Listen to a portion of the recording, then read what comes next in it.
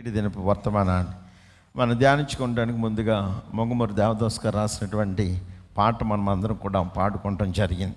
ఏంటంటే, నన్ను దిద్దుము చిన్న ప్రాయము సన్నుతుండగు నాయన. ఒకసారి పాట పాడుతుంటే పిడి సుందరరావు గారు కొంచెం కఠినంగా మాట్లాడుతూ ఉంటాడు.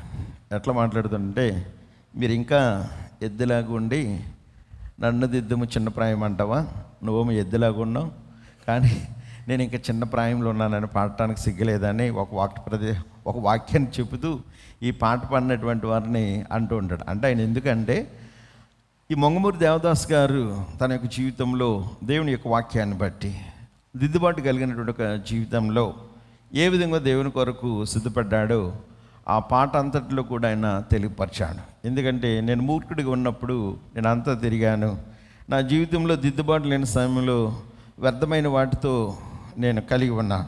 కాబట్టి నా జీవితంలో ఇప్పుడు నీ యొక్క వాక్యం కొరకు నేను జీవించడానికి నువ్వు నా జీవితాన్ని అంతని కూడా సరిచేయి, నా జీవితంలో నా యొక్క జీవితాన్ని అంతని కూడా సిద్ధపరచని ప్రభు యొక్క సన్నిధిలో ప్రార్థన చేయటం.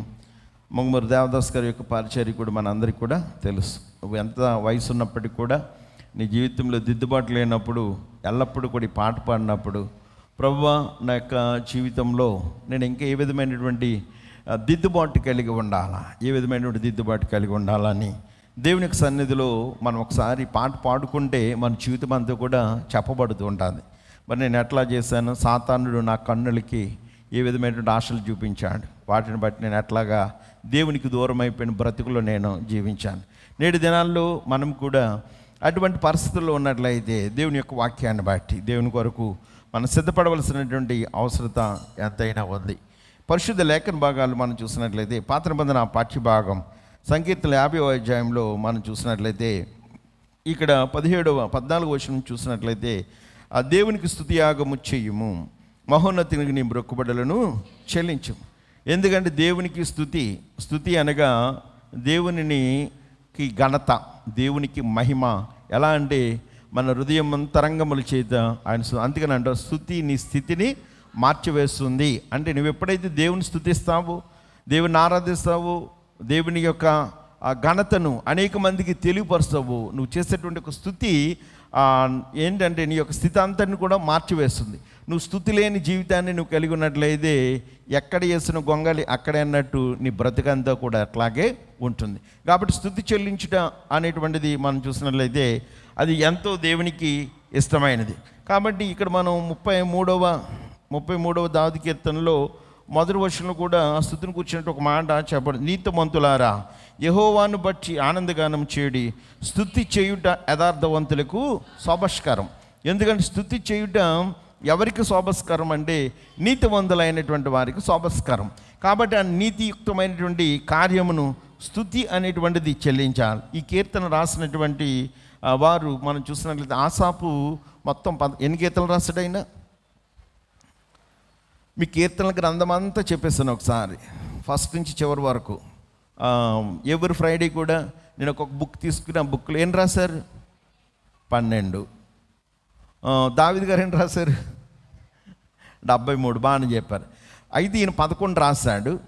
11 కీర్తనలు ఆసాపు గారు రాశాడు.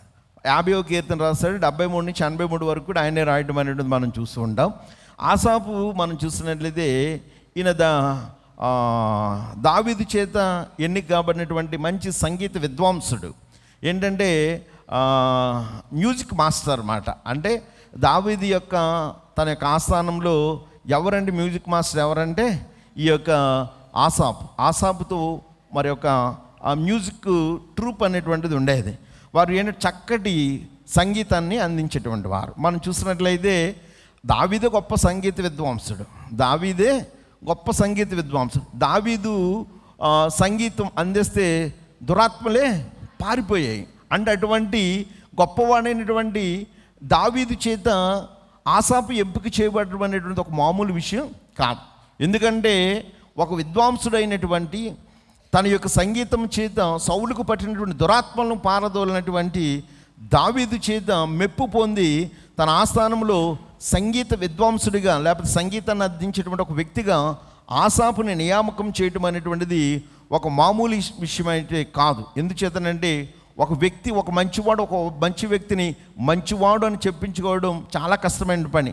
మిగిలినటువంటి వాళ్ళు ఉంటూ ఉంటారు, వాళ్ళందరూ కూడా మనం ఏంటంటే అవకాశాన్ని బట్టి ఏయో మనం మాట్లాడుతూ ఉంటాం. కానీ అందుకని మనల్ని ఒకళ్ళు మెచ్చుకున్నటువంటి వ్యక్తి కూడా పరిస్థితిని కూడా మనం చూడాలి. నిన్న కూడా మంచివాడు అన్నాడంటే నన్ను అన్నటువంటి వ్యక్తి మంచివాడా కాదా అనేటువంటిది పరిశీలన చేయాలి. ఆ మంచివాడు అంటే దాని చేత మనం ఘనత పొందగలుగుతాం. కానీ మనం కనుక చూసినట్లయితే ఎవరో ఒకరి చేత అనుకుంటే దాన్ని మనం భుజాన్ని వేసుకుని వెళ్ళమనుకో ఫెయిల్యూర్నెస్ అనేటువంటిది మనకు వస్తూ ఉంటుంది. కాబట్టి ఇక్కడ భక్తుడైనటువంటి దావీదు తన యొక్క జీవితంలో గొప్ప సంగీత విద్వాంసుడైనటువంటి దావీదు ఆసాపును మరి ఎంతగా ప్రేమించాడు అంటే తన యొక్క సంస్థానంలో తన యొక్క చూసినట్లయితే రాజగృహంలో చక్కటి సంగీతాన్ని, మందిరంలో సంగీతాన్ని అందించేటానికి అతను ఏంటంటే మాస్టర్గా మరి నియమించడం అనేది మనం చూస్తున్నాం.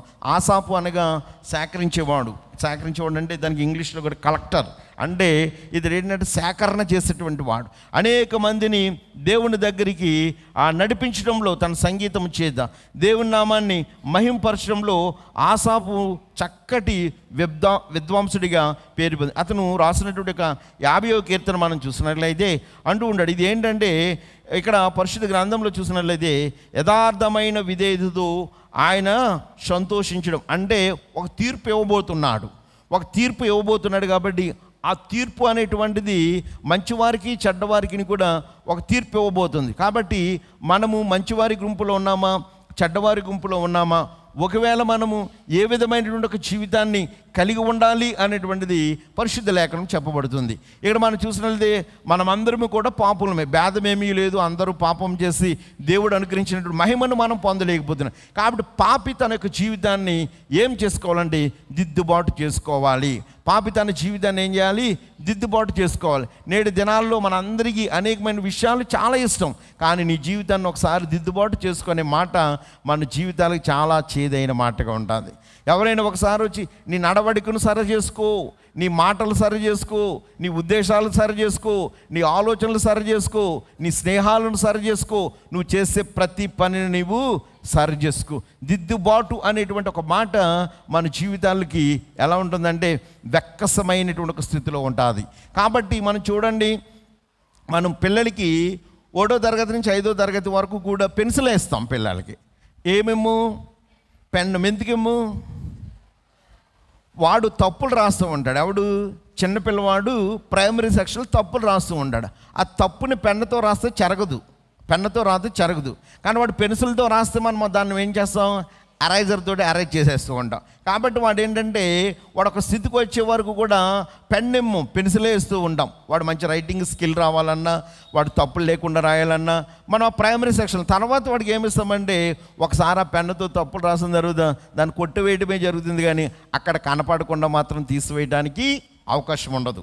ఒకసారి పెన్సిల్తో రాసినటువంటి దానిని నువ్వు ఎన్నిసార్లు రాసినా దాన్ని మరలా చెరపచ్చు, మరలా రాయొచ్చు. కానీ ఒకసారి పెన్నుతో రాసిన తర్వాత ఆ తప్పు రాసిన తర్వాత అది ఎప్పుడు కూడా దాంతో ఇంటూ మార్క్ ఉంటుంది. నీ జీవిత పర్యాంతం కూడా అది అట్లాగే ఉండదు. అలాగే నువ్వు బాల్యంలో చేసినట్టు తప్పుదాలు, దేవునిని ఎరగక ముందు నువ్వు చేసినట్టు తప్పుదాలు, అజ్ఞాన కాలంలో అనేక మంది పాపం చేశారు, వారి తప్పిదములన్నీ దేవుడు క్షమించాడు. కానీ జ్ఞానయుక్తమైనటువంటి కాలంలో నువ్వు ఒకవేళ తెలిసి ఉండి కూడా నువ్వు పాపం చేసినట్లయితే ఆ తప్పు నీ జీవితంలో నువ్వు అనుకోవచ్చు, కానీ అది ఎప్పుడు కూడా నీ జీవితంతో వెంటాడుతూనే ఉంటూ ఉంటుంది. కాబట్టి ప్రభు యొక్క వాక్యంలో మనం చూసినట్లయితే పరిశుద్ధ గ్రంథంలో మనకు చెప్తున్నటువంటి మాట, ఆపత్కాలము నీవు నన్ను గురించి మొర్రపెట్టుము, నేను నిన్ను విడిపించేదను, నీవు నన్ను మహింపరచెదవు అన్నాడు కదా. భక్తిహీనులతో దేవుడు ఇట్లు సెలవిచ్చుచున్నాడు, నా కట్టడలు వివరించుటకు నీకేమి పని. ఎవరితో మాట్లాడుతున్నాడు? భక్తిహీనులైనటువంటి వారితో మాట్లాడుతున్నాడు. అంటే దేవుని యొక్క వాక్యాన్ని మనం ప్రకటించేటప్పుడు భక్తిహీనతతో, భక్తి లేనటువంటి, దేవుని యొక్క భయం లేకుండా, భయం లేని కూడా బజార్లు గుడ్డెట్టింది అంటాం. భయం లేని కూడా ఎక్కడ ఎడుతుందంట? బజార్లు గుడ్డెడుతుంది. నాకు అందరికీ తెలియాలి నేను పెట్టాను గుడ్డ అనేటువంటి విషయంతో. ఇక్కడ భక్తిహీనత అనేటువంటి దానిని మనం చూసినట్లయితే భక్తిహీనులతో దేవుడు అంటున్నాడు ఏంటంటే సెలవిచ్చి నా కట్టడలు వివరించడానికి నీకేమి పని. అంటే నీవు భక్తిహీనుడవు, నీలో భక్తి లేదు, భయం లేదు, దిద్దుబాటు కలిగినటువంటి జీవితం లేదు. కానీ నువ్వేం చేస్తున్నావు తెలుసా? నా కట్టడలను నువ్వు వివరిస్తున్నావు, కానీ నా కట్టడలతో నీకు ఏమీ పని. నీకేమి పని? కాబట్టి అక్కడ అంటున్నాడు, ఏమని చెప్తున్నాడు దేవుడు, వివరించడం నీకేమి పని? నా నిబంధన నీ నోట వచించదివేమి? అసలు నువ్వు నా కట్టడను వివరించడానికి లేదు. రెండోది కనుక మనం చూసినట్లయితే అన్నాడు, నా నిబంధన నీ నోట వచ్చింది. నీ నోట నా నిబంధనను కూడా, కొంతమంది నీ నోటితోటి నా పేరు పలకటానికి కూడా వీలు లేదంటారు ఒక్కొక్కరు. ఎంత అసహించుకుంటామంటే ఒక్కొక్కరి పేరు మన నోటితో పలకడానికి ఇష్టపడం, మన పేరు వేరొకరి నోటితో పలికితే అసలు నీ నోటితో నా పేరే పలకం. ఎందుకంటే ఇది అసహ్యమైన నోరు, నీ నోరు అసహ్యమైంది. ఈ అసహ్యమైన నోరుతోటి నా పేరు ఉచ్చరించక నువ్వు అంటామా మనమా? చాలాసార్లు చెప్తూ ఉంటాం. ఒక్కొక్కసారి మనం కూడా అంటాం, ఒక అసహ్యమైన పేరుని మన నోటితో ఉచ్చరించడానికి మనం కూడా ఇష్టపడం. అయితే దేవుడు అంటున్నాడు ఏమంటే, నా కట్టడలు వివరించడానికి నీకేమి పని? రెండోది అన్నాడు కదా, నా నిబంధన నీ నోట వచించదివేమి? నా నిబంధన గురించి నీ నోటితో పలకటానికి నువ్వు భక్తిహీనుడవు, భక్తి లేనటువంటి వాడువు, దిద్దుబాటు కలిగినటువంటి జీవితం నీకు లేదు. కానీ నువ్వు ఏం చేస్తున్నావు తెలుసా? నన్ను గూర్చి వచించడం కానీ, నా కట్టడలను వివరించడం కానీ అది దేవునికి స్తుతి కాదు అని దేవుని యొక్క వాక్యం చెప్పడు. ఎందుకంటే అన్నాడా, దిద్దుబాటు నీకు అసహ్యం కదా. ఈరోజు మనకి ఇవ్వబడినటువంటి అంశభాగం, నేను పెట్టుకున్న అంశభాగం ఏంటంటే, దిద్దుబాటు నీకు అసహ్యం. దిద్దుబాటు, కరెక్షన్. ఈ కరెక్షన్ అనేటువంటి దాన్ని కరప్షన్ కాదండి, ఇది కరెక్షన్. మన కరప్షన్ ఇష్టమే. ఈ రోజుల్లో ఏ విధంగా అంటే ప్రతి మనిషి కూడా ఎంత కరప్టెడ్ మైండ్ అంటే మనం అనుకుంటాం, ప్రభుత్వ ఉద్యోగులు, లేకపోతే రాజకీయ నాయకులు, లేకపోతే రకరకాల వాళ్ళు అనుకుంటూ ఉంటాం. మీరు ఆలోచించుకోండి, మనం ఆలోచించుకుంటాం. మన జీవితంలో, మన స్థాయిలో మనం ఎంత కరప్షన్ చేస్తున్నాం. లేనిది ఉన్నట్లుగా, ఉన్నది లేనట్లుగా మనం అది చేస్తున్నది కరప్షనే. అది ఏది చేసినప్పటికీ కూడా అది కరప్షనే. కాబట్టి నాట్ ఏ కరెక్షన్ ఏంటంటే, నీ జీవితంలో నేం కావాలన్నాడండి, దిద్దుబాటు కావాలా. దేవుడు అంటున్నాడు దిద్దుబాటు కావాలా, కానీ దిద్దుబాటు అనేటువంటిది మనకి ఏమైందంట, అసహ్యమైందంట. అందుకని దిద్దుబాటు నీకు అసహ్యం కదా, నీవు నా మాటలు నీ వెనుకకు త్రోసివేసదు. దేవుని కూర్చున్నటువంటి సత్యం, దేవుని కూర్చున్నటువంటి నీతి మనకు చెప్పబడినప్పుడు నువ్వు ఆ దిద్దుబాటుని నువ్వు అంగీకరించట్లా, దిద్దుబాటుకి నువ్వు లోపడట్లా. నీ జీవితం ఏదైతే మార్చుకోమని చెప్పబడుతుందో, ఏ వాక్యమైతే నీ స్థితిని మార్చమని చెప్తుందో, ఏ వాక్యమైతే నీ పాపను విడిచిపెట్టమని చెప్తుందో, ఏ వాక్యమైతే నీ జీవితాన్ని మార్చుకోమని చెప్తుందో, ఆ వాక్యం అనేటువంటిది నీ జీవితాలకు, నా జీవితాలకి ఏమై ఉన్నదంటే అది నీకు అసహ్యమైనటువంటి స్థితిలో నువ్వు చూస్తున్నావు. దేవుని ఇప్పుడు చూడండి, ఈ వర్షం వచ్చింది మందిరానికి వాళ్ళు చాలామంది బంక్ కొట్టారు కదా. పిల్లలు కాలేజీ పీరియడ్ లేకపోతే నేను బంక్ కొట్టాను రా అంటాడు వాడు. మరి బంక్ అంటే నాకు తెలియదు, వాళ్ళతో పాటు పలకడమే తెలుసు. కానీ ఈరోజు చాలామంది ఏంటంటే వర్షం వచ్చినప్పుడు చాలా చోట్లకి వెళ్తారు, కానీ మందిరానికి రావడమే పాపం కష్టం. మందిరానికి వచ్చినప్పుడు తుఫాన్ వచ్చేది, సునామీ వచ్చేస్తుంది. కాబట్టి వణుకుపోదాం. మిగిలిన మట్టి సొంత పనులు అయితే ఏదో ఒకటి కప్పుకొనైనా మనం ఎక్కడికైనా వెళ్ళిపోతూ ఉంటాం. ఏంటి ప్రార్థన, వర్షం వచ్చింది కదమ్మా అందుకే ప్రార్థన. శుక్రవారం కూడా చాలామంది తగ్గిపోయారు ప్రార్థన. ఈ భయంకరమైన వర్షానికి వీరులంటే క్రైస్తవ వీరులంటే వర్షంలో ప్రార్థనకు రారు, ఎండ వస్తే ప్రార్థనకు రారు, చలిగాస్తే ప్రార్థనకు రాదు. నీ సొంత పనులకు మాత్రం ఎక్కడైనా తిరుగుతావు. కాకపోతే దేవుడు నేను తెగ దీవించేయాలా. ఎలా దీవించాలి? వర్షం వస్తే ప్రార్థనకు రాను ప్రభు నన్ను దీవించు, యాసవికాలం ఎండ కాస్తే ప్రార్థనకు రాను, నా ప్రాణం అసలు కాసేపు కూడా నిలబడలేదు నన్ను దీవించు, శీతాకాలం కూడా నేను చలిలో తట్టుకెళ్ళిన ప్రభు నన్ను దీవించు. కానీ నా సొంత పనులు మాత్రం ఏది వదలను ప్రభువా, మండుటెడ్డలో కూడా ఏదైనా నేను చేయగలను ప్రభువా, నాది కాబట్టి ప్రభువా నిన్ను మాత్రం స్తుతించడానికి మాత్రం ఈ ఎండ, చలి, వర్షం ఇవి నన్ను ఏం చేస్తున్నాయి, ఆటంకపరుస్తున్నాయి. కాబట్టి నా సొంత పనులు అయితే ఏదో నేను కష్టపడి చేసుకుంటాను, కానీ ఇవి మాత్రం నాకు, చాలామంది అంటారు నాకు నిద్ర చాలట్లేదండి ప్రార్థన. ఏంటి ప్రార్థనకు వస్తే నిద్ర చాలట్లేదు? తెల్లవారుజాములు చెప్పేస్తాను నేను వాక్యం. మేము ఎక్కడన్నా ఏమన్నా ఒక గంట చెప్తాం, అరగంట చెప్తాం, గంటన్నర చెప్తాం. ఈ గంటన్నరగా మాకు చెప్పే ఓపిక ఉండాలి కదా, మీకు వినే ఓపిక మీకు ఉన్నాను. ఏం నిద్ర చాలట్లేదండి అంటారు. వ్యర్థమైన వాటి వరకు నిద్ర, ఎంత నిద్రైనా నువ్వు ఎంత నిద్ర. మా పిల్లలు అంటారు ఒరే ప్రార్థన పెడతారా కుటుంబ ప్రార్థన అంటే, అవి కుటుంబ ప్రార్థన చాలా టైం అయిపోయింది డాడీ ఇప్పుడే అంటారు. అప్పుడు కనుక వాళ్ళకి ఏదైనా ఇంట్రెస్ట్ ఉన్నటువంటిది కానీ ల్యాప్టాప్ తీసుకుని చేయాలనుకోండి అప్పుడు చేస్తారు. అప్పుడు అడుగుతాను మరి ఇప్పుడు ప్రార్థనకైతే నిద్ర వచ్చేస్తుంది కానీ ఇది చేయడానికి నిద్ర రాదు అంటే ఇది నీవు స్వార్థపరుడు. నువ్వు దేవుని ఆరాధించడానికి మాత్రం నిద్ర వచ్చేస్తుంది, ఈ ఆటంకాలు చాలా వస్తాయి. కానీ నీ యొక్క చదువుకునేటప్పుడు ఈ అర్ధరాత్రి వేళకి ఏదో ఇస్తారు, ఎవడో ఫోన్ చేసి ఈ అసైన్మెంట్ రేపు ఇవ్వాలంటే తెల్లవారుజాములో అసైన్మెంట్ చేస్తారు, తెల్లవారుజాములో అసైన్మెంట్ చేసేయాలి. కానీ దేవుని పనికి మాత్రం ఏంటంటే తెలుసా, దేవుడు అందుకని దేవుడు అని నేను చూడట్లేదు అనుకున్నావా, నేను మౌనునై ఉన్నాను అనుకున్నావా, నువ్వు ఒకసారి పరిశీలన చేసుకో అన్నాడు దేవుడు. అందుకని అంటున్నాడు కదా, నీవు నా మాటలను నువ్వు వెనుకకు త్రోసివేసేదవు. నువ్వు ఎటువంటి వాడు అంటే దిద్దుబాటుని ఇష్టపడినటువంటి వాడు. నీ జీవితంలో చూసినట్లయితే నీ జీవితాన్ని సరి చేసుకోవడానికి కానీ, నీ జీవితాన్ని మార్చుకోవడానికి కానీ నువ్వెప్పుడు కూడా దానికి అంగీకారయుతమైనటువంటి ఒక లక్షణం నీలో నాకు కనిపించట్లా. అందుకని అంటున్నాడు, నీవు నా మాటలను దానిని బట్టి నువ్వేం చేస్తున్నావు తెలుసా, నా మాటలను వెనకకు త్రోసివేసేదవు. నా యొక్క మాటలు, ప్రభు యొక్క వాక్యాన్ని నువ్వు ఎల్లప్పుడూ కూడా ఏం చేస్తున్నావండి, వెనకకు త్రోసివేసి ఆచారాలను వెంబడిస్తున్నావు, వాక్యాన్ని విడిచిపెట్టావు, వాక్యంలో ఉన్నటువంటి సత్యాన్ని విడిచిపెట్టావు. కానీ నువ్వేం చేస్తున్నావు తెలుసా, దిద్దుబాటు లేని యొక్క నీ బ్రతుకు చేత, దిద్దుబాటు లేనటువంటి నీ జీవితం చేదా నువ్వేం చేస్తున్నావు అంటే తెలుసా, నీ లోకంలో ఉన్నటువంటి అనేకమైన వాటిని నువ్వు వెంబడిస్తున్నావు. అందుకని అన్నాడు కదా, అందుకని నువ్వు దిద్దుబాటు లేకపోవడం చేత నువ్వు దొంగను చూచినప్పుడు వానితో ఏకీభవిస్తావు. నువ్వేం చేస్తావు, దొంగను చూసినప్పుడు వానితో ఏకీభవిస్తావు. నువ్వు దొంగతో నువ్వు షేర్ కలిగి ఉంటావు, భాగాన్ని పంచుకుంటూ ఉంటావు. రెండోది అంటున్నాడు, ఎందుకంటే వ్యభిచారులతో నువ్వు సాంగత్యం చేస్తావు. ఎందుచేతనంటే దిద్దుబాటు లేని జీవితం నీవు కలిగి ఉన్నావు, దిద్దుబాటు లేని జీవితాన్ని నీవు కలిగి ఉన్నావు, దిద్దుబాటు లేని ఒక జీవితం నీకు అసహ్యమైనదిగా ఉంది.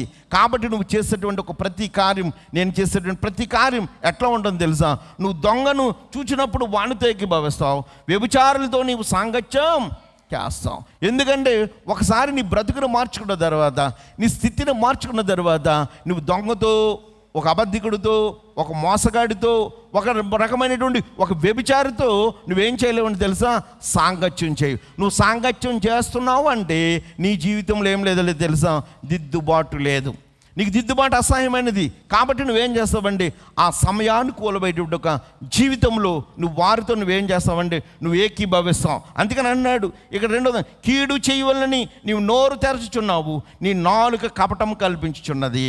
నువ్వు కాబట్టి దిద్దుబాటు లేని జీవితంలో నీ ఆలోచన విధానం, నా ఆలోచన విధానం ఏమై ఉంటుందంటే కీడును మాత్రమే చేయాలని చూస్తూ ఉంటామంట, మేలును చేయడానికి ఇష్టపడం.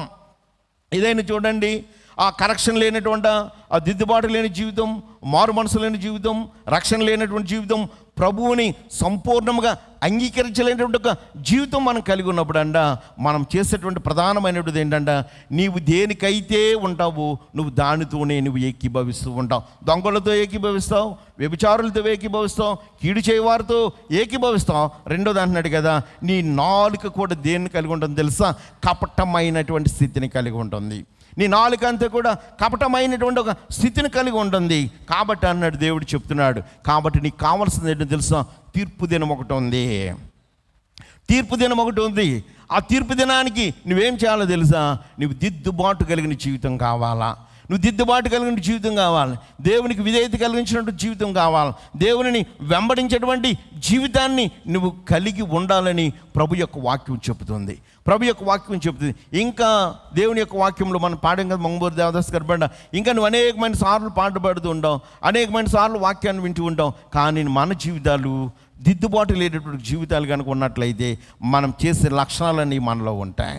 నువ్వు ఈ లక్షణాలు కలిగి ఉన్నావండి, నీ జీవితంలో కూడా నా జీవితంలో కూడా దేవుడు ఒకసారి మరలా జ్ఞాపకం చేస్తున్నాడు. నువ్వు దొంగలతో నువ్వు ఏకీభవిస్తున్నావా, వ్యభిచారులతో నువ్వు సాంగత్యాన్ని కలిగి ఉన్నావా, కీడు చేయవారితో నువ్వు స్నేహాన్ని కలిగి ఉన్నావా, నువ్వు కపటమైనటువంటి నాలుకను నువ్వు కలిగి ఉన్నావా, అంతేకాకుండా నీవు కూర్చుండి నీ సహోదరుల మీద కొండెములు చెప్పుచున్నావా, నీ తల్లి కుమారుని మీద నువ్వు అపనిందలు మోపుచున్నావా అంటున్నాడు కదా. ఇవన్నీ నువ్వు చేస్తున్నావు. ఎప్పుడు చేస్తావు? మారు మనసు లేనప్పుడు నువ్వు చేసావు. దేవుడు అంటే ఎరగక ముందు చేసావు, దేవుని యొక్క సన్నిధికి రాకముందు చేసాం, వాక్యం అంటే తెలియనప్పుడు చేసాం, క్రైస్తవ్యం అంటే తెలియనప్పుడు చేసాం. కానీ ఇప్పుడు తెలుసున్న తర్వాత కూడా అదే చేస్తే దేవుడు అందుకని అంటున్నాడు, నువ్వు దిద్దుబాటు, మన బైబర్తే మనం ఎవరు పరిశుద్ధులం కాదు, బైబర్త్ మనమేమీ పరిశుద్ధులమైనటువంటి జీవితం మన దగ్గర లేదు.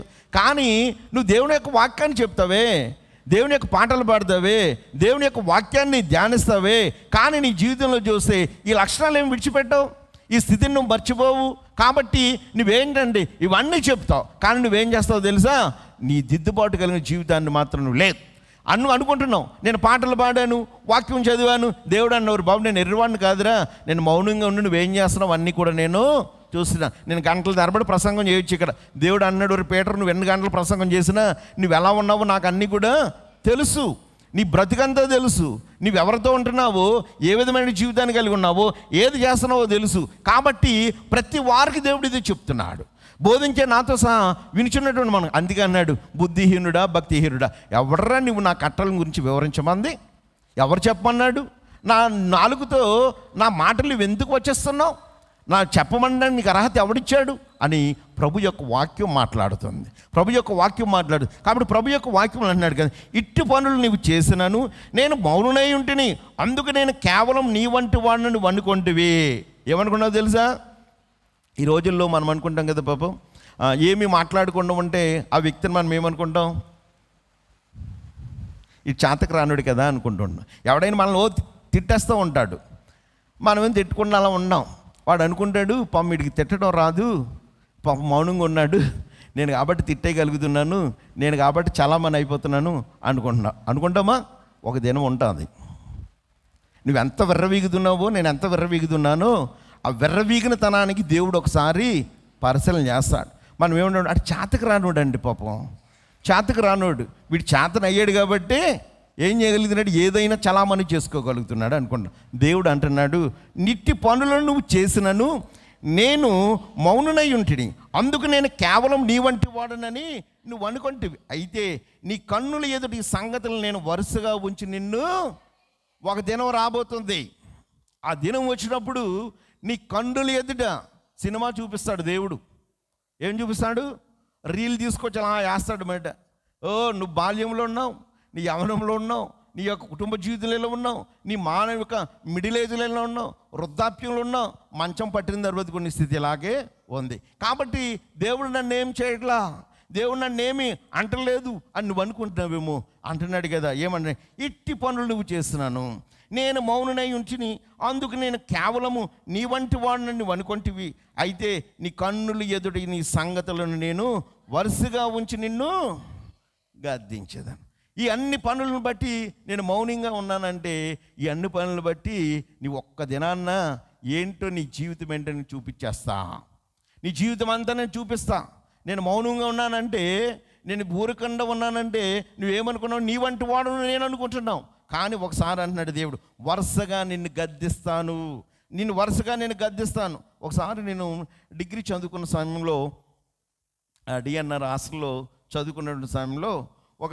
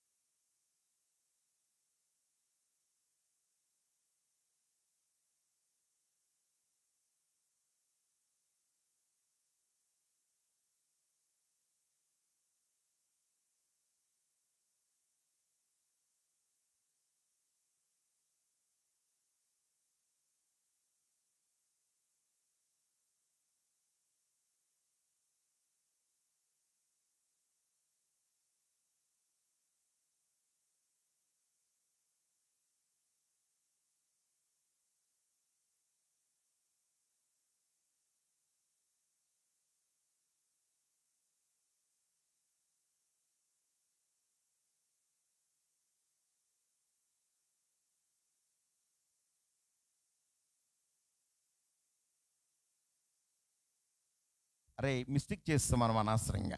తర్వాత ఏంట్రా బాబు నీ పేరు అంటే, నా పేరు కాలేబు అన్నాడు. ఒరే మనము నువ్వు ఒకటేరా. అప్పుడేమంటా నువ్వు నేను ఒకటేరా, మనమందరూ ఒకటి, మనందరూ క్రిస్టియన్సే, మనందరం ఫ్రెండ్స్రా అనుకున్నా. అంటే వాడు మౌనునై ఉన్నాడు కాబట్టి అక్కడ ఆ పరిస్థితి చూసినప్పుడు అప్పటి నుంచి ఎవరిని ర్యాకింగ్ చేయడానికి వెళ్ళకూడదు అనిపించింది అన్నమాట. మీరు కూడా పిల్లలు జాగ్రత్త. ర్యాకింగ్ వెళ్తే చాలామంది ఆడేదో అనుకుంటారు. ఆడ వెనకాల ఎవడున్నాడో మీకు తెలియదు, ఆడ వెనకాల ఎవడున్నాడో మీకు తెలియదు. కాబట్టి ఓ సేవకుడిని నీ ఇష్టం వచ్చినట్టు చేస్తామనుకో, సేవకుడు వెనకాల ఎవడున్నాడో నీకు తెలియదు అనుకుంటున్నావు. సేవకుడు కదా మన ఇష్టం వచ్చినట్టు చేసేస్తే సేవకుడి వెనకాల దేవుడు ఉన్నాడు నువ్వు ఒకవేళ అనుకోవచ్చు. ఒక విశ్వాసి కదా నీ ఇష్టం వచ్చినట్టు అనుకో, విశ్వాస వెనకాల కూడా దేవుడు ఉన్నాడు. ఒకవేళ ఆమె విశ్వాసి, భక్తిపరురాలు, నమ్మకస్తురాలు కాబట్టి ఆమెను మనం ఏమైనా పర్లేదు, ఆమె నిన్నేం చేయకపోవచ్చు. ఆమె పక్షాన దేవుడు అనేటువంటి వాడు ఉన్నాడు. ఆయన మౌనంగా ఉంటాడు ఒక దినాన్న. ఆయన మౌనంగా ఉన్న తర్వాత ఆయన సమస్తాన్ని కూడా చూపిస్తున్నాడు. ఒక బలహీనుడే ఉండొచ్చు కానీ దేవుడు చూపిస్తున్నాడు. అందుకే దేవుడు అంటున్నాడు కదా, ఏమని చూపిస్తున్నాడు అంటే, నా అసలు విషయం చెప్పడం అని, ఈ అబ్బాయి ఒకసారి నాకు బస్ స్టాండ్లో కనపడి అన్న నమస్తే అన్నాడు. మరి బాబు నమస్తే రే బాబు, నాకు ఉద్యోగం వచ్చిన తర్వాత కనపడ్డాడు. నమస్తే నాన్న బాగున్నావా ఏంటండి, బాగున్నాను, నేను ఈ యొక్క బస్సులో ఏదో చేస్తున్నాను సంథింగ్ చెప్పాడు. అంటే నేను వాళ్ళతోటి ఎవరితోటైనా సరే దేవుని యొక్క వాక్యం చెప్తుంది, అనేకమంది సత్యాలు నేర్పిస్తుందండి పరిశుద్ధ గ్రంథం. ఈ తత్వశాస్త్రం, ఆ సకల శాస్త్రాలు, మానవ జీవితం ఎలా ఉండాలి, ఆధ్యాత్మిక జీవితం ఎలా ఉండాలి, శారీరక జీవితం ఎలా ఉండాలి, ఏ విధమైన జీవితం ఎంత ఉండాలి, పరిశుద్ధ గ్రంథం మనకు ప్రతిదీ చూపిస్తూ ఉంటుంది. కాబట్టి ఇక్కడ మనం చూసినట్లయితే దేవుడు కూడా అన్నాడు, ఇట్టి పనులు నువ్వు చేసినాను, నేను మౌనమై ఉంటిని, అందుకు నేను కేవలము నీ వంటి వాడి నుండి వనుకొంటివి. అయితే నీ కన్నుల ఎదుటి సంగతులను నేను వరుసగా ఉంచి నిన్ను గద్దిస్తాను. దేవుని మరచువారులారా దీన్ని యోచించుకొనుడి, లేని ఎడల నేను మిమ్మల్ని చీల్చివేయుదును, తప్పించువాడెవడును. ఎంత గట్టిగా మాట్లాడుతున్నాడు చూడండి దేవుడు. ఆసాపు రాసినటువంటి కీర్తన ద్వారా దేవుడు ఏమన్నాడు తెలుసా, నేను మౌనమై ఉన్నాను అనుకున్నావేమో, నేను అన్నీ కూడా చెప్పన్నాడు కదా. దేవుణ్ణి మరచువారులారా దీన్ని యోచించుకొనుడి, లేని ఎడల నేను మిమ్మల్ని చీల్చివేయుదును, తప్పించువాడు ఎవడును లేకపోను. ఒకవేళ నా చేతిలో నుంచి తప్పించువాడు మనుషుల చేతిలో పడితే మనం తప్పించుకుంటాం, దేవుని చేతిలో పడితే మనం తప్పించువాడు ఎవడూ లేడు. నువ్వు అనుకోవచ్చు నేను మనుషుల చేతులు తప్పించుకోవచ్చు, దేవుని చేతిలో పెడితే, మనము పరిశుద్ధాత్మని చేతులు పెడితే అస్సలే తప్పించుకునేటువంటి అవకాశమే లేదన్న. కాబట్టి అంటున్నాడు, ఫస్ట్ నువ్వు కలిగి ఉండవలసింది ఏంటంటే, దిద్దుబాటు కలిగినటువంటి జీవితాన్ని నువ్వు కలిగి ఉన్నట్లయితే దీని నుండి నువ్వు తప్పించుకునేటువంటి అవకాశం దేవుడిస్తాడు. నువ్వు యొక్క దిద్దుబాటు కలిగినటువంటి జీవితాన్ని నువ్వు కలిగి ఉన్నట్లయితే దేవుడు ఏమన్నాడు తెలుసా, నువ్వు దిద్దుబాటు నీకు అసహ్యం అనుకున్నావు, దిద్దుబాటు నీ జీవితానికి నిత్యత్వాన్ని ఇస్తుంది, దిద్దుబాటు నీ జీవితానికి మార్పు తీసుకొస్తుంది, దిద్దుబాటు నీ జీవిత ప్రణాళికను మార్చేస్తుంది, దిద్దుబాటు నీ జీవితంలో అనేకమైన ఆశీర్వాదాలు ఇస్తుంది, దిద్దుబాటు నీ బ్రతుకంతటిని కూడా పూర్తిగా మార్చివేస్తుంది. కానీ నీవు ఎటువంటి వాడవు అని చూసినట్లయితే దిద్దుబాటును అసహించుకునే జీవితాన్ని మన పిల్లలు కూడా చూడండి, మన పక్కన మన స్నేహితులను కూడా చూడండి. నువ్వు చేసేది తప్పు అని మనం చెప్పితే మనం వాడికి పగవాడు. నువ్వు చేసేది తప్పు, నువ్వు చేసే సహవాసం తప్పు, నువ్వు మాట్లాడే మాటలు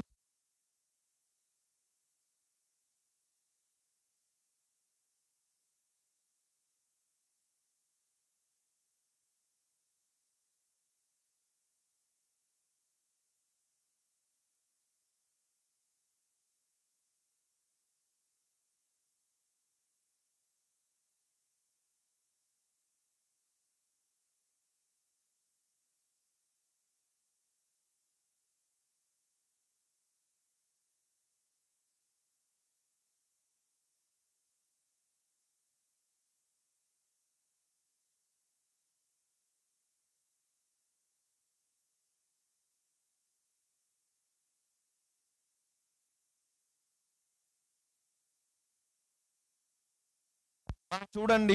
కొన్ని లక్షణాలు మనకుంటూ ఉంటాయి, చిన్నప్పుడు కొన్ని లక్షణాలు ఉంటాయి. ఆ లక్షణాలు నువ్వు కొన్ని మార్చుకోవాలి. నువ్వు జీవితంలో నీ జీవిత ముద్ర అంతా కూడా ఒకటే ఉండకూడదు నీ దగ్గర. నీవు నీ జీవితంలో అబద్ధికుడు అనేటువంటి పేరు పడిన తర్వాత నీ జీవితం అంతా అబద్ధికుడుగానే బ్రతకూడదు. నువ్వు మోసగాడువు అని పేరు పడిన తర్వాత నీ జీవితం అంతా మోసగాడిగానే బ్రతకూడదు. నువ్వు దొంగవు అనిపించకూడదు, నీ జీవితం అంతా దొంగ జీవితాన్ని బ్రతకూడదు. నువ్వు వ్యభిచారి అని పిలిపించకూడదు, నీ జీవితం అంతా వ్యభిచారిగా నువ్వు జీవించకూడదు. దేవుడు అంటున్నాడు, నువ్వు వాటిని విడిచిపెట్టాలండి. దేవునికి స్తుతియాగం చెల్లించు, దేవుని వెంబడించు, నీ బ్రతుకు మారుతుంది. నీ బ్రతుకు మారుతుంది. నువ్వు దేవునితో సహవాసం చేసేటువంటి జీవితం ఉండే. కానీ నా పుట్టినించినప్పటి నుంచి ఏ లక్షణాలు కలిగి ఉన్నాను, నా జీవిత పర్యాంతం కూడా అదే లక్షణాలు కలిగి ఉన్నానంటే నువ్వు దేనిని అసహించుకుంటావో తెలుసా? దిద్దుబాటును అసహించుకుంటున్నావు. నీ జీవితంలో దిద్దుబాటుని అసహించుకుంటున్నావు.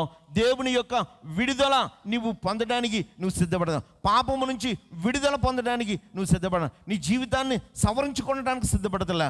అందుకని అంటున్నాడు అపోస్తలుడైన పౌలు చెప్తున్నాడు, తిమోతికి రాస్తూ చెప్తున్నాడు. తిమోతి అన్నాడు, ప్రియమైనటువంటి తిమోతి. ఆ తిమోతిని కూర్చున్నట్లయితే అంటున్నాడు, ఏమని చెప్తున్నాడు? పూర్వము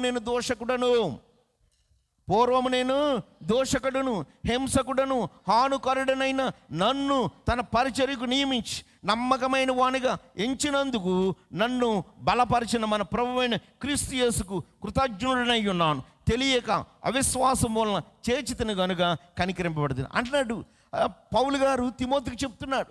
ఏంటంటే లాంగ్ ఏగో నా పూర్వ జీవితం చూసినట్లయితే నేను ఎటువంటి వాడునండి, అప్పుడు నా జీవితంలో దిద్దుబాటు లేదు. నా జీవితంలో దిద్దుబాటు లేదు. దేవుని యొక్క వాక్యం తెలియదు. ప్రభు బిడ్డలందరినీ హింసించాను, ప్రభు పరిచారకులందరినీ నల్లగొట్ట, తరిమాను, చంపాను, లాగాను, అనేకమైనటువంటి విధాలుగా నేను జీవించాను.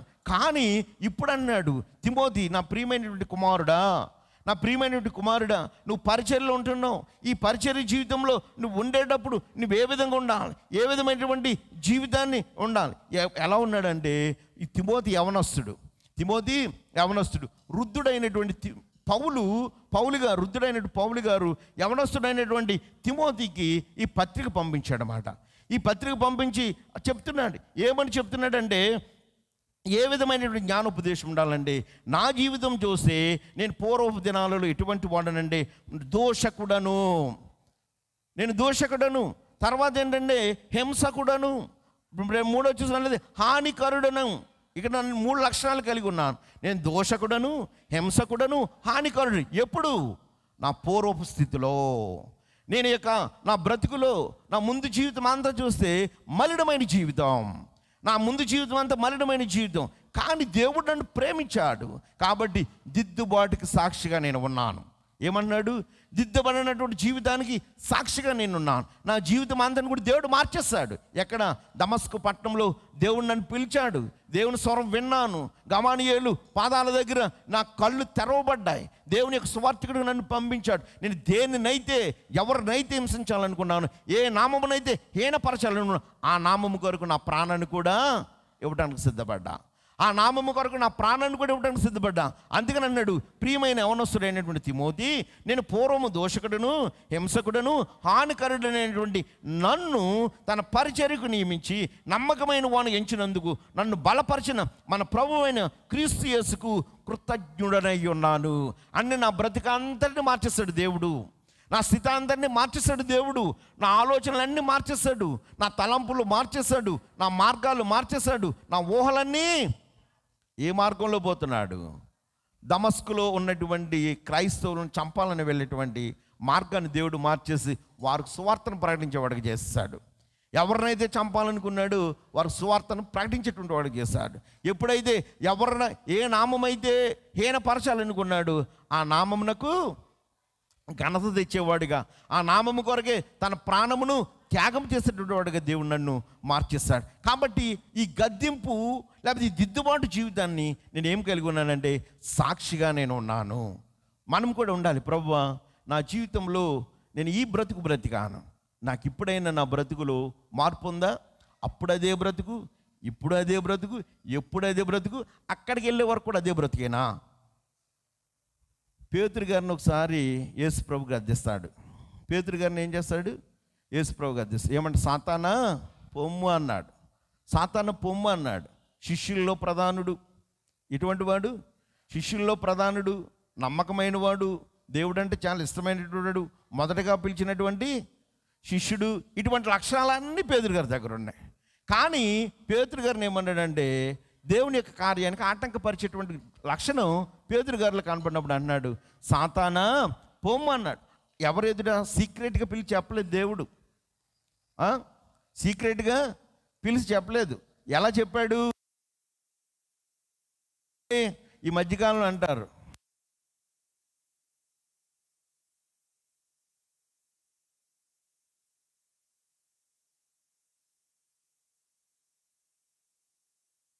మైకులో చెప్పాలి అంటే, చెడు చెవులో చెప్పాలి, మంచి మైకులో చెప్పాలంటారు. యేసుప్రభు వారు అయితే ఆయన దగ్గర ఏ విధమైన పక్షపాతం లేదు, ఏ విధమైన పక్షపాతం లేదు. ఏమని పిలిచాడు తెలుసా? అందరూ ఉన్నారు, దీని చాలా ప్రాముఖ్యమైనటువంటి వ్యక్తి. ఈ ప్రాముఖ్యమైనటువంటి వ్యక్తి ఇంకా దిద్దుబాటు కలిగినటువంటి జీవితం కావాలి పేతురు గారికి. ఎందుకంటే దేవుడికి ఒక ప్రణాళిక ఉంది. ఏంటి ఆ ప్రణాళిక అంటే, తన తర్వాత తన సంఘాన్ని తన మీదే కట్టాలి. కట్టబడేటువంటి వాడికి ఉండవలసిన లక్షణాలు ఏ విధంగా ఉండాలో దేవుడు పరీక్షించాడు. పరీక్షించినప్పుడు అప్పుడు పేతురు ఏ విధమైనటువంటి అభ్యర్థన పడాలా? దేవుడు అందరిలో గద్దించాడు, సాతానా పొమ్ము అన్నాడు. నన్ను సాతానుతో పోల్చేయండి ప్రభువా, ఇంకా నీ జట్టుతో నేను పీస్ అనలా. ఏమన్నాడు? మన పిల్లలు చిన్నప్పుడు అంటారు కదా, ఆడేదో అడుగుతాడు, ఆడు అడిగి నన్ను ఇవ్వకపోతే పీస్, నీతో ఇంకా నేను స్నేహం చేయను, ఇంకా నేను మాట్లాడను. మన జీవితాలు ఇప్పుడు పెద్దవాళ్ళ జీవితాలు కూడా ఉంటాయి. నీ దుర్లక్షణాలు, నీకు వీటిని గురించి మనం ఎప్పుడైనా అనుకో, మీతో మేము మాట్లాడమండి, మంచి చెప్తే మాట్లాడవా, చెడ్డ చెప్తే స్నేహం చేస్తావా? మంచివాడితో కుదరదండి స్నేహం, మీకు మాకు కుదరదు. ఎవరితో కావాలి నీకు? నువ్వు ఏ లక్షణాలు కలిగి ఉన్నావు ఆ లక్షణాలతోటి స్నేహం చేస్తూ ఉంటావు. కాబట్టి ఇక్కడ సాతానుడితోటి అన్నప్పుడు వెంటనే ఎవరి దగ్గరికి వెళ్ళిపోవాలి? అక్కడ ఒక మోక ఉంది, యేసుప్రభుకి యాంటీగా పనిచేసే ఒక మోక ఒకటి ఉంది. వెంటనే పేతురు గారు ఏం చేయాలి? వీళ్ళందరినీ కొంతమందిని తీసుకుని వెళ్ళిపోయి వాళ్ళతో జత కట్టాలి. కానీ పేతురు అన్నాడు, అభ్యంతర పడలేదు. పేతురు అనుకున్నాడు, ఇంకా నా బ్రతుకును దిద్దుబాటు కలిగి ఉండాలేమో అనుకున్నాడు, ఇంకా నా జీవితం మారాలేమో, దేవుడు అనుకున్న విధానంలో నా జీవితం లేదేమో, దేవుడు ఆశించేటువంటి విధానంలో నా జీవితం లేదేమో అనుకున్నాడు తప్ప, వెంటనే అక్కడ నన్ను నలుగురిలో నువ్వు ఈ మాట అంటావా, నలుగురిలో నన్ను ఇది చేస్తావా అని వెంటనే పేతురు అలా. అందుకని పేతురు గద్దింపుకు అభ్యంతరం చెప్పలేదు కాబట్టి శిష్యులందరిలో కూడా ఒక ముఖ్యమైన శిష్యుడిగా మిగిలాడు. గద్దింపుకు అభ్యంతరం పెట్టలేదు కాబట్టి ఆ గద్దింపును బట్టి తన జీవితాన్ని మార్చుకున్నాడు, దిద్దుబాటు కలిగి జీవితాన్ని మార్చుకున్నాడు, గనుడైనటువంటి వాడుగా ఉన్నాడు. ఈ పేతురు శిష్యుల తర్వాత వచ్చి పౌలు గారు కూడా ఒకసారి పేతురు గారిని గద్దిస్తూ ఉంటాడు. గలతీయులకు రాసిన పత్రికలో పేతురు గారిని గద్దిస్తాడు. అప్పుడు కూడా పేతురు అభ్యంతర పడలా. అప్పుడు కూడా పేతురు నాకంటే జూనియర్. ఎవరు జూనియరు? పౌలు గారు జూనియర్. నిన్న కాక మొన్న వచ్చాడు, మొన్నటి వరకు బూతులు తిట్టాడు, రకరకాలుగా ఉన్నాడు, క్రైస్తవులను చంపేశాడు, అదన్నాడు ఇదన్నాడు. కానీ నేను ఎప్పటి నుంచి యేసుప్రభువుని వెంబడించాను. మనకు కూడా ఉంటుంది, సీనియారిటీ ఫీలింగ్ ఎక్కువ ఉంటుంది. ఆ సీనియారిటీలో సిన్సియారిటీ లేనప్పుడు తప్పనిసరిగా ఖండించాలి మనం. అందుకని ఇక్కడ అంటున్నాడు కదా, అప్పుడు పేతురు గారితో చెప్పినప్పుడు చూసినట్లయితే పేతురు పౌలు గారు గద్దించినప్పుడు కూడా గద్దింపునకు లోబడ్డాడు, కానీ పౌలు గారిని తృణీకరించాల. కాబట్టి అక్కడ పేతురు తన పరిచర్య అంతటిలో కూడా యేసుప్రభు అయితే ఆ శిష్యులు పేతురికి అటువంటి లక్షణాలు ఉంటే ఇక్కడ మనకి ఏం చేశారంటే యోధ ఇస్కరియోతు జీవితం కూడా మనకు అక్కడ ఉంటుంది. యోధ ఇస్కరియోతు జీవితాన్ని కూడా యేసుప్రభు వారు చెప్పారు, నువ్వు జీవితాన్ని సరి చేసుకోమని చెప్పాడు. కాబట్టి దిద్దుబాటు చెయ్యాలి అనుకున్నప్పుడు వెంటనే యోధ ఇస్కరియోతు అభ్యంతరపడ్డాడు. పేతురు అభ్యంతర పడలేదు, యోధ ఇస్కరియోతు అభ్యంతరపడ్డాడు. ఆ అభ్యంతరపడినటువంటి ఆ పగ ఎక్కడి వరకు తీసుకెళ్ళాడు తెలుసా? యేసు ప్రభుని సిలువకు అప్పగించేటువంటి వాడిలో మొదటి వాడిగా ఉన్నాడు. ఎప్పుడైతే యోధ ఇస్కరియోతుని యేసు ప్రభు గద్దించాడో, నువ్వే ఇటువంటి స్థితిలో ఉన్నావని ఎప్పుడైతే మాట్లాడాడో, దేవునితో ఉన్నటువంటి పేతురికి యోధ ఇస్కరియోతుకు ఉన్నటువంటి తేడా అది. పేతురు అయితే దేవుని యొక్క గద్దింపుకు లోబడ్డాడు, అభ్యంతర పడలేదు. యోధ ఇస్కరియోతు అయితే ఏం చేశాడు? యేసు ప్రభువును గద్దించినప్పుడు అభ్యంతర పడ్డాడు.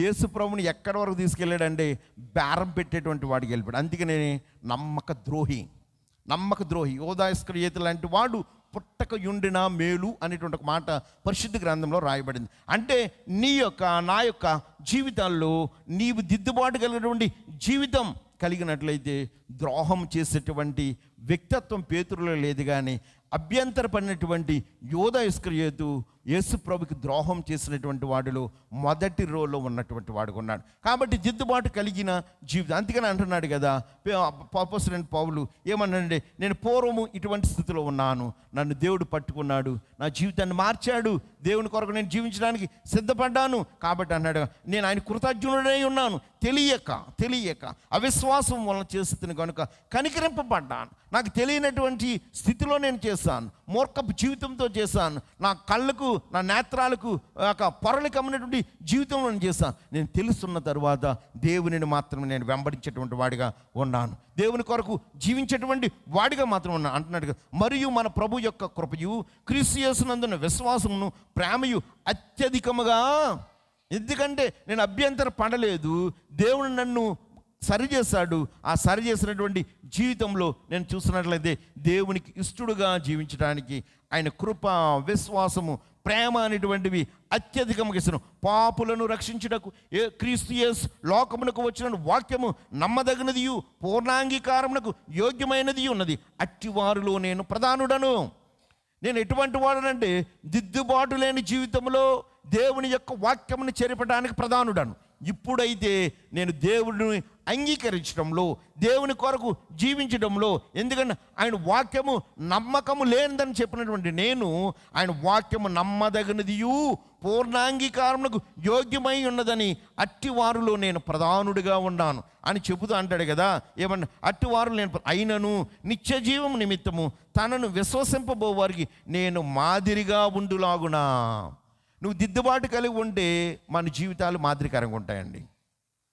మన జీవితాలు దిద్దుబాటు కలిగి ఉంటే నీ కుటుంబానికి మాదిరికరమైన జీవితాన్ని ఇవ్వగలవు, నీ పిల్లలకి మాదిరికరమైన జీవితాన్ని ఇవ్వగలవు, దేవుని యొక్క సంఘానికి మాదిరికరమైన జీవితాన్ని ఇవ్వగలవు, సమాజానికి ఒక మాదిరికరమైన జీవితాన్ని ఇవ్వగలవు. నువ్వు దిద్దుబాటు లేకపోతే మన జీవితాలు మాదిరికరంగా ఉండవు.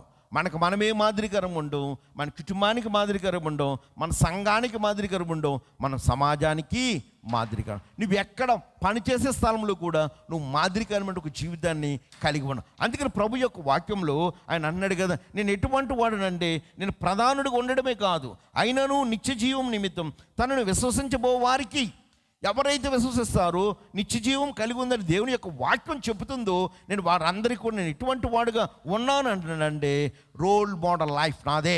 అందుకని అంటాడు, నేను క్రీస్తును పోలు నడుచుకున్నాను, మీరు నన్ను పోలు నడుచుకోండి. మనం ఎవరికైనా ఒక మాట చెప్పగలమా? కనీసం మన పిల్లడికి చెప్పగలమా? ఒరే నువ్వు నన్ను పోలు నడుచుకోరంటే నిన్ను పోలు నడుచుకుంటే నా జీవితం అంతా అయోమయమే. మన పిల్లలు తెలివైన వాళ్ళు. అటు నువ్వు ఎలా అన్నావు కోరే నువ్వు నన్ను పోలు నడుచుకోరంటే మన జీవితంలో మంచి లేకుండా మన పిల్లలు మన జీవితం ఉంటే నువ్వు ఎలాగుండే రెండు ఏంటి బూడిద కలిసి ఎలా ఉంటుందో మన జీవితాలు అంటే నువ్వు మాదిరికరమైన జీవితం ఉంటే నువ్వు వేరొకరికి చెప్పుకుంటావు. ఇది మాదిరికరమైన ఒక జీవితం. ఈ లోకంలో ఏది మాదిరికరమైన జీవితం? క్రీస్తుని కలిగిన జీవితమే మాదిరికరమైన జీవితం. అందుకని అపోస్తలుడు పౌలు అంటున్నాడు, దిద్దుబాటు కలిగిన తర్వాత నేను మారిపోయినటువంటి వాడుకున్నాను, మాదిరికరమైనటువంటి జీవితాన్ని కలిగి ఉన్నాను. ఎందుకంటే నిత్య జీవం నిమిత్తం తనను విశ్వసింపబో వారికి నేను మాదిరిగా ఉండేలాగున యేసుక్రీస్తు తన పూర్ణమైన దీర్ఘశాంతమును ఆ ప్రధాన పాపునైన నాయందు కనుపరచినట్లు నేను కనికరించబడితేనే. నేను ఎటువంటి వాడునంటే ప్రధాన పాపుని. నేను ప్రధాన పాపనైన నాయందు దేవుడు ఏం చేస్తాడంట? ఆయన దీర్ఘశాంతం దేవుడు నాకు ఇచ్చాడు, ఆ ఓర్పునిచ్చాడు, ఆ సహనాన్ని ఇచ్చాడు. కాబట్టి అన్నీ ఒకటి తక్కువ 39 దెబ్బలు యేసుప్రభు వారు ఒక్కసారే తింటే, ఒకటి తక్కువ 39 దెబ్బలు పౌలు గారు ఎన్నిసార్లు తిన్నారు? ఎన్నిసార్లు? శ్రేయల సమాజంలో బిట్టు పెట్టేస్తాను, ఇది చెప్పండి మీకు మార్క్ ఇక్కడ. ఎన్నిసార్లు తిన్నారు? 3 సార్లు తిన్నారు. మీ ఇద్దరు పేర్లు గుర్తుపెట్టుకుని మీకు ఒక స్పెషల్ ప్రైజ్ మాట. కాబట్టి 3 సార్లు అంటే యేసుప్రభు వారు కంటే ఈయన ఎంతగా మాదిరికరమైన జీవితంలో మరి జీవించాడు అనేటువంటిది చెప్పబడదు. అన్నాడు కదా, సకల యుగములలో రాజయుండియు అక్షయుడును అదృశ్యునకు అద్వితీయ దేవునికి ఘనత మహిమ యుగములు కలుగును. ఇక్కడ ఒక జీవితం ఏంటంటే ఆత్మీయ జీవితంలో సరి చేయబడినటువంటి వాడు, సరిదిద్దబడినటువంటి వాడు ఎవరు అంటే అపోస్తలుడైనటువంటి పౌలు గారు. అపోస్తలుడైనటువంటి పౌలు గారు ఇక్కడ ఏంటంటే భక్తిహీనులారా మీకు దిద్దుబాటు అసహ్యం అన్నారు. కానీ భక్తిహీనతలు కూడా తెలియనటువంటి అవిశ్వాసంలో దేవునికి దూరమైనటువంటి సౌలుని పౌలుగా మార్చిన తర్వాత తన దిద్దుబాటు జీవితంలో దేవుని పరిచర్య కొరకు ఒక మాదిరికరమైనటువంటి జీవితాన్ని చూపించగలిగాడు. ఒక మాదిరికరమైనటువంటి జీవితాన్ని కలిగి ఉన్నాడు. నేను ఇదివరకైతే మీరు చాలామంది బాప్తిసం తీసుకోకముందు బూతులు తిట్టాను, బాప్తిసం తీసుకున్నాక బూతులు తిట్టాను. బాప్తిసం తీసుకోకముందు దొంగతనాలు చేశాను, బాప్తిసం తీసుకున్న తర్వాత దొంగతనాలు చేశాను. మారు మనసు పొందకముందు ఏ జీవితాన్ని కలిగి ఉన్నాను, మారు మనసు పొందిన తర్వాత అదే జీవితాన్ని కలిగి. కానీ నేను ఎక్కడికి వెళ్ళిపోతున్నాను అని మనం అనుకుంటున్నామంటే దేవుడి దగ్గరికి మేము వెళ్ళిపోతాం. దేవుడు అంటున్నాడు, ఓరి వెర్రివాడా, నీ అన్నీ నేను మౌనంగా ఉండి చూసా. మారు మనసు పొందకముందు నీ జీవితం ఏముందో, మారు మనసు పొందిన తర్వాత నీ జీవితం ఏంటో వ్యత్యాసమైన జీవితాన్ని అడుగుతున్నాడు. పౌలు గారు ఆత్మీయ జీవితంలో అదే చెప్తున్నాడు. ఆయన ఏంటంటే, నా ఆత్మీయ జీవితంలో మారు మనసు పొందకముందు ఈ లక్షణాలు కలిగి ఉన్నాను, మారు మనసు పొందిన తర్వాత ఈ లక్షణం. మందిరానికి రాకముందు ఈ లక్షణాలు కలిగి ఉన్నాను, మందిరమునకు వచ్చిన తర్వాత ఈ లక్షణాలు కాను. నేను క్రైస్తవుడిగా రూపాంతరం చెందకముందు ఈ లక్షణాలు కలిగి ఉన్నాను, క్రైస్తవుడిగా రూపాంతరం చెందిన తర్వాత ఈ లక్షణాలు కలిగి ఉన్నాను. విశ్వాసంగా లేకముందు ఈ లక్షణాలు కలిగి ఉన్నాను, విశ్వాసం కలిగిన తర్వాత ఈ లక్షణాలు కలిగి. అందుకని అపోస్తలుడైన పౌలు అన్నాడు, నేను దేవునిని పోలి నడుచుకున్నాను, మీరు నన్ను పోలి నడుచుకోండి. అప్పుడు అందుకని ముందు జీవితం వెనక జీవితం రెండు చూసాను. దిద్దుబాటు కలిగినటువంటి జీవితం, దిద్దుబాటు లేని జీవితం. దిద్దుబాటు మనం చూడండి, మనం చాలాసార్లు అనుకుంటాం కదా, మనం ఎక్కడికన్నా మనం ఏదన్నా వైద్యం ఏదో మెడిసిన్ వాడతాం, మెడిసిన్ వాడిన తర్వాత మెడిసిన్ వాడక ముందు వాడిన తర్వాత రెండింటిని పోలుస్తాం. ఈ మెడిసిన్ వాడిన తర్వాత మార్పు, ఇది మెడిసిన్ వాడకముందు మార్పు. ఈ విధంగా అంటే ఔషధం మన జీవితాన్ని మారుస్తుంది, శరీర జీవితాన్ని. వాక్యం అనేటువంటిది నీ ఆత్మీయ జీవితాన్ని మారుస్తుంది. ఈ వాక్యం అనేటువంటి ఔషధం ఎవరిని మారుస్తుందంటే ఆత్మీయ జీవితాన్ని మారుస్తుంది. ఇక్కడ అపోస్తలుడైన పౌలు యొక్క వాక్యం అనేటువంటి ఔషధం అపోస్తలుడైనటువంటి పౌలు యొక్క ఆత్మీయ జీవితాన్ని మార్చింది. ఇక్కడ ఇంకొక వ్యక్తి కనబడుతున్నాడు. ఇక్కడ మనం చూసినట్లయితే ఇక్కడ ఎవరున్నాడు, బెతస్తా అనేటువంటి కోనేరు దగ్గర ఎప్పటి నుంచి ఉన్నాడంట, 38 సంవత్సరాల నుంచి ఉన్నాడంట. అతని వయసు ఎంతో చెప్పలేదు, కానీ అతను మాత్రం ఆ కోనేరు దగ్గర కూర్చున్న తర్వాత ఎంత వయసు వచ్చేసింది చెప్పండి అమ్మా. ఆడవాళ్ళకి వయసు అంటే భయం. మా మేనత్ ఉండేది, తెలియదేంటి, ఇక్కడ కూడా అబద్ధాలు ఆడేస్తారు. ఇప్పుడు మా ఎదురుగుండా పుట్టిన వాళ్ళు మీ వయసు అంతా మాకు తెలియదా, మా వయసు అంతా మీకు తెలియదా, ఎంత జుట్టుకు కలరైతే మాత్రం ఎంతకు జుట్టుకు కలరైతే మాత్రం తెలియదా, తెలుస్తుంది. ఇక్కడ మనం చూసినట్లయితే మా మేనత్ ఏం చేసేదంటే, ఎలక్షన్స్ ప్రాసెస్ వచ్చినప్పుడు ఎవడన్నా 60 సంవత్సరాలని వేసాడు, ఆడి పార్టీ అనవసరం, వాడికి ఓటేసేది కాదు.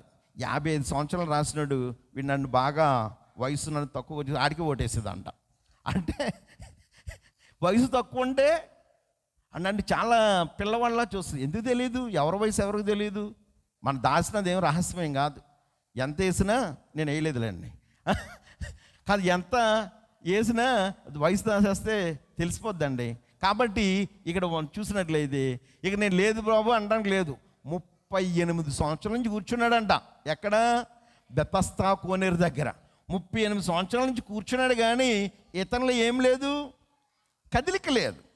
38 సంవత్సరాల్లో కూర్చున్నాడు. అక్కడ అపోస్తలుడైన పౌలు దమస్కు పట్టణంలో పట్టబడితే ఫ్రాక్షన్ ఆఫ్ మినిట్స్ తన ఆత్మీయ జీవితంలో కదిలిక వచ్చింది, దిద్దుబాటు కలిగాడు, ఆత్మీయ జీవితంలో దేవుని కొరకు జీవించాడు. ఈ వ్యక్తి 38 సంవత్సరాల నుంచి కూర్చున్నాడు, ఇతని జీవితంలో కదిలిక లేదు, దిద్దుబాటు లేదు. ఎక్కడ కూడా ఏ శరీరాన్ని కదపాలని కానీ, లేకపోతే నేను ప్రయత్నించాలని కానీ, లేకపోతే 38 సంవత్సరాల నుంచి నాకంటే వెనకొచ్చినటువంటి వారు మునిగిపోతున్నారు, అక్కడ స్వస్థత పొందుతున్నారు. నేను ఈ ఏమైనా పట్టుదలతో వెళ్ళి ఏదో విధంగా బెతస్తా కోనేరులో దేవదూత వచ్చి కదిపినప్పుడు దూకేయాలనేటువంటి దాని లేదు. ఏమన్నాడంటే, హ్యాపీగా సాగిపోతుంది పోనేయండి అనుకున్నాడు, అంతే. హ్యాపీగా సాగిపోతుంది పోనేయండి అనుకున్నాడు. అనుకునేటప్పుడు ఏం చేశారంటే, నోటిఫికేషన్ వేశారు, ఇన్ని సంవత్సరాల వరకే ఎగ్జామ్ రాయాలి. ఆ ఇన్ని సంవత్సరాలు దాటిన తర్వాత మీరు ఏం చదివినా కానీ పని చేయదమ్మా. చాలామంది అప్పుడు మానేసి ఇప్పుడు కుస్తీలు పడుతూ ఉంటారు కదా, ఇన్ని సంవత్సరాలు లేదమ్మా, ఇన్ని సంవత్సరాలు అయిన తర్వాత కుదరదమ్మా అని మా మిస్సెస్ అంటారు. నేను అంటాను, అమ్మాయి నీకు ఇంక లేదు, ఏజ్ బార్, నువ్వేంటి ఏజ్ బార్లో మనకి ఇంకా రాయటానికి కుదరదు. నువ్వు ఎంత చదువున్నా ఏమన్నా లేదు. ఇక్కడ కూడా నువ్వు ప్రయత్నం అప్పుడే చేయాలా. ఇక్కడ కూడా యేసుప్రభు వారు నీళ్ళు కదిపినప్పుడు ఏం చేయాలంటే ఆయన దూకాల. 1 సంవత్సరమా 2 సంవత్సరాల 38 సంవత్సరాల నుంచి అదే స్థితిలో కూర్చున్నాడు, అదే బ్రతుకులో బ్రతుకుతున్నాడు. ఎక్కడ కూడా తన జీవితంలో మార్పు అనేటువంటిది లేదు. ఇక్కడ చూసినట్లయితే తను దేని కొరకు సిద్ధపడ్డాడంటే తనకు ఆత్మీయ జీవితం కాదు కానీ శరీర జీవితంలో దిద్దుబాటు కావాలి. ఎందుకంటే ఇతడు ఆత్మీయ జీవితంలో దివ్యాంగుడు అపోస్తలుడైన పౌలు, శరీర జీవితంలో దివ్యాంగుడు ఎవరంటే ఈ బెతస్దా కోనేరు దగ్గర ఉన్నటువంటి వ్యక్తి.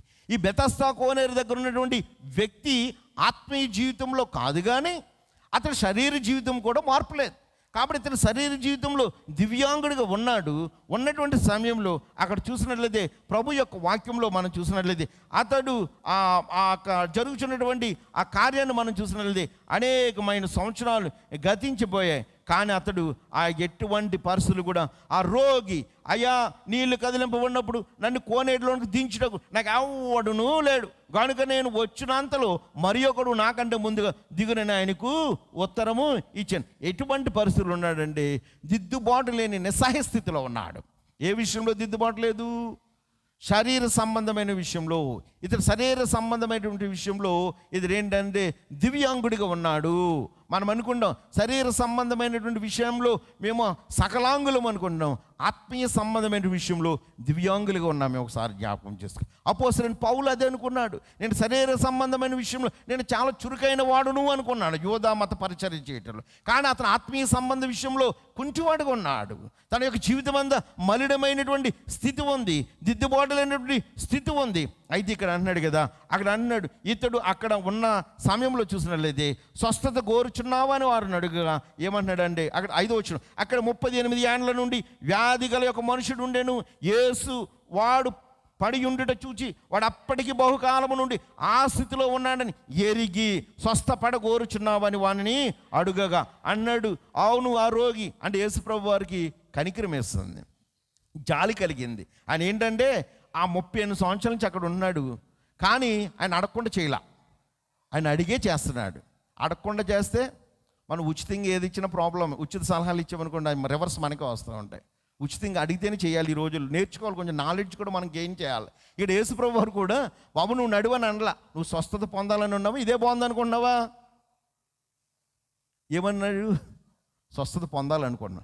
అయితే యేసుప్రభు మాట్లాడు వెంటనే వాడు ఆయన అన్నాడు, యేసు నువ్వు లేచి పరుపెత్తుకొని నడువుమని వానితో చెప్పగా. ఇదేం కూర్చున్నా ఇక్కడ అసలు లెగలేడు. ఎటువంటి వాడు? మీరు కొంతమంది అనారోగ్యంతో ఉన్నటువంటి వాళ్ళ దగ్గరికి వెళ్ళి పలకరిస్తారు మీరు అప్పుడప్పుడు. అమ్మా నాకు కాలు పట్టట్లేదమ్మా, చేతులు పట్టట్లేదమ్మా, ఏం చేయలేము. ఇవన్నీ ఇలాగుంటే నడువు నీకు ఎందుకు, నువ్వు ఈ పని చేయంటే వాళ్ళకి ఎలా ఉంటుందండి? లాగి చెయ్యలేకదు కానీ దొరికితే మాత్రం గోం మీద కొట్టాలనిపిస్తూ ఉంటుంది. అవునా? అనుకోరు మీరు? అనుకుంటాం. యేసుప్రభు వారు ఆయన అడుగుతున్నాడు.